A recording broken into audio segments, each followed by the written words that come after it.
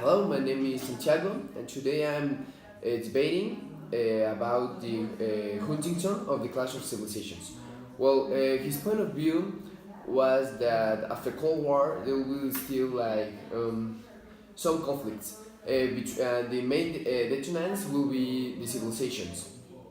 The conflicts will be caused by the different points of cultures, the different points by how they see for example, how they see God and how they see different point of view. It will cause conflicts by the unacceptability of cultures in different countries.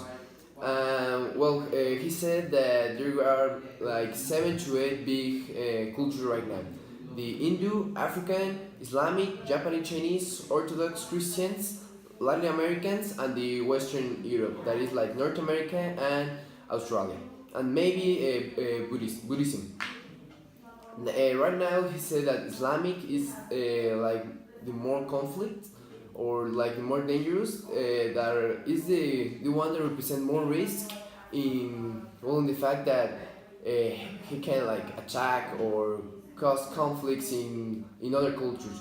This is causing by the world is getting smaller and smaller, and this is causing that the different cultures share their ideas, and this can cause like instability and this is like the consequences of war. Hello, my name is Alejandro Méndez, and I'm about to debate about Francis Fukuyama.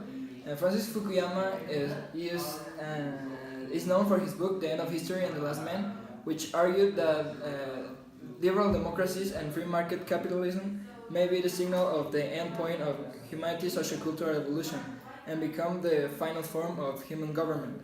Fukuyama predicts that in the future there only is going to be one ideal, and that's going to be the liberal democracy, once defeated the communist and fascist ideologies. And I think his point of view is quite correct, because we have seen all the ideologies from the past years, and all of them have disappeared one by one, like Marxists or Leninists, and this does not imply that this is the end of history, like he says. He also said in his book and in his article that if it wasn't for China or Asia, this process would be very faster, because China is the one that has communist ideologies, and he thinks this is only a step back in history, because for all the countries that had that ideology, none of them has worked in the way that liberalism has worked in the world, and this is how the world works right now, and this is going to stuck in the world. Okay, I respect your point of view, but I think you're wrong, because you said that the cultures is closing. There will be like only one culture in the whole world, and that will be like the only way. I think there's there are going to born new cultures and even trespass the old cultures, because for example all cultures have ending at some point. He said that in the past there were 21 different cultures, like important cultures, but now of that 21 there are only six that remain in our contemporary world right now. So I think maybe, for example, Asia and India is going to trespass the western part, like for example in North America, and China and India are going to become a superpower in the way of economy. How can we just assure that there's only going to be one civilization if there are born more civilizations, and the conflict between civilizations and cultures are getting worse and worse every day passes.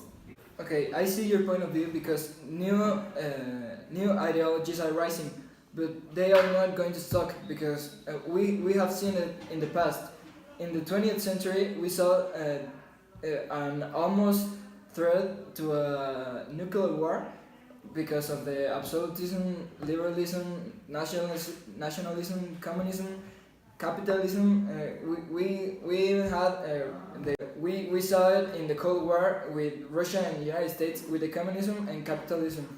Okay, and answering to your question, and people in the Soviet Union have been reporting that nobody truly believed now in the idea of new rising ideologies because well, you know, in the east side of the world, in China and Russia, they and India, and they have those ideologies, but maybe they're not likely to join to developed nations and to the West liberal societies anytime soon. But this doesn't mean that they're not going to be liberal in the future, because we have seen China from when they were very communist, and now they're not like that.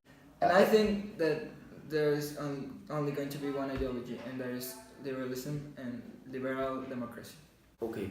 Well, as my conclusion or final argument, I think, well, for example, the fact that people make like awareness of like the West part is not so powerful or not so like correct, like in the way they see the culture and life, is like making people like think twice how in what culture they want to be, so, you know. And for example, this can cause like Indusiation and like between others like Asiatization and Induization, for example. Well, another reason is like the cultures around us are getting like more and more powerful, like in economic way. So this is like so this represents like an independence in the fact of needing other countries to maintain themselves. So this can cause like interest of controlling other like countries. So they like have the necessity of power. As I was saying, new cultures will emerge and will trespass the United States in like a new economy, and maybe like at some point the leader of this whole world will be China or maybe India, or maybe it will be like split it in a lot of parts of the world. Okay, my final argument is that it is certain that today the appeal of communism is lower than any other time in the world since the end of World War One. Here again we see the victory of the idea of universal homogeneous state. The power of the liberal idea will seem much less impressive if it had not been infected with the largest and oldest culture, that is Asia. The existence of the communist China, it's impossible to rule out the sudden appearance of new ideologies are previously unrecognized in liberal societies. But then, well, the end of history not necessarily tells us that all societies become successful liberal societies. It only tells us that their ideology, pretensions of representing different and higher human societies are ended. And many of the wars and revolutions fought since that time have been undertaken in the name of ideologies which claim to be more advanced than liberalism, but whose pretensions were ultimately unmasked by history. And I think the enormous technological superiority declares the win of the liberal democracy with no doubt.